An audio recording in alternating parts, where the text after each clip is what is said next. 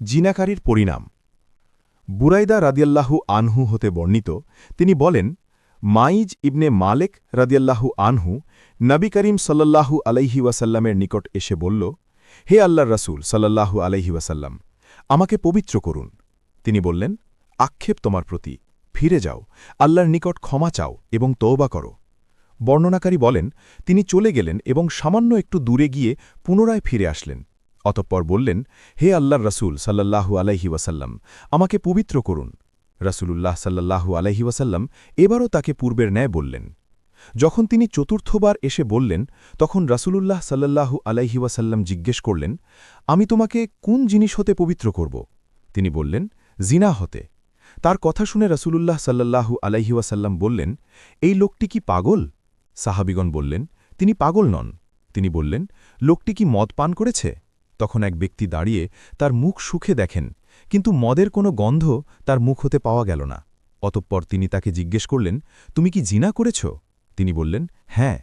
এরপর তিনি রজমের নির্দেশ দিলেন, তখন তাকে রজম করা হল।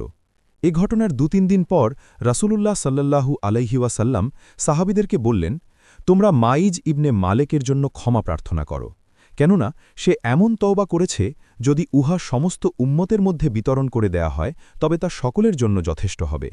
অতঃপর আজদ বংশের এক গামেদি গোত্রীয় মহিলা এসে বলল, হে আল্লাহর রাসূল সাল্লাল্লাহু আলাইহি ওয়াসাল্লাম, আমাকে পবিত্র করুন।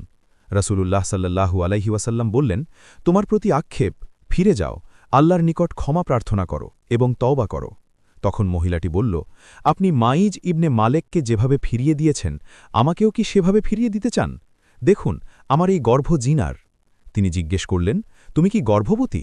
মহিলা বলল, হ্যাঁ। অতঃপর তিনি বললেন, যাও, তোমার পেটের বাচ্চা প্রসব হওয়ার পর্যন্ত অপেক্ষা করো।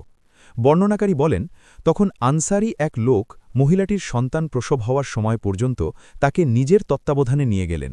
সন্তান প্রসব হওয়ার পর ওই লোকটি নবী করিম সাল্লাল্লাহু আলাইহি ওয়াসাল্লামের নিকট এসে বললেন, গামেদি মহিলাটির বাচ্চা প্রসব করেছে।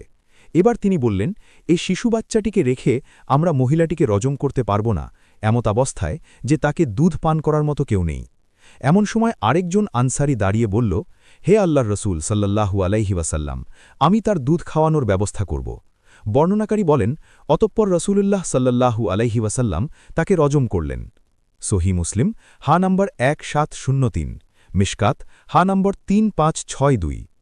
অন্য বর্ণনাতে আছে, রাসূলুল্লাহ সাল্লাল্লাহু আলাইহি ওয়াসাল্লাম মহিলাটিকে বললেন, তুমি চলে যাও এবং সন্তান প্রসব হওয়ার পর্যন্ত অপেক্ষা করো। অতঃপর যখন সন্তান প্রসব করল, তখন বললেন, চলে যাও এবং তাকে দুধ পান করাও এবং দুধ ছাড়া পর্যন্ত অপেক্ষা করো।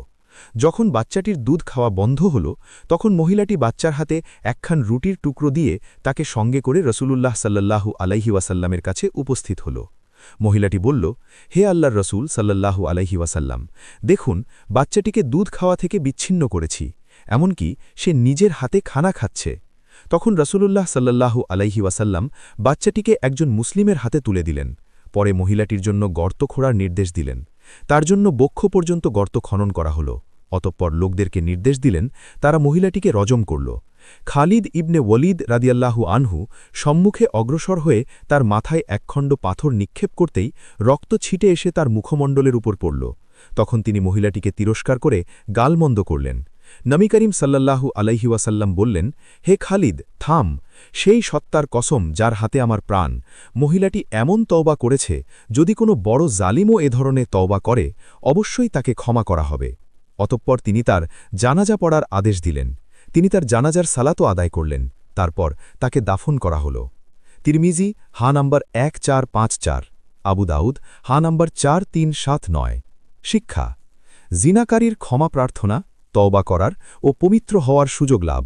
2. অপরাধীর উপর শাস্তি প্রয়োগ করে অপরাধ প্রবণতা হ্রাস করা। 3. গুনাহ থেকে পবিত্রতা লাভ করা। 4. সম্মিলিত প্রচেষ্টায় জিনাকারীকে সারি শাস্তির আওতায় নিয়ে আসা।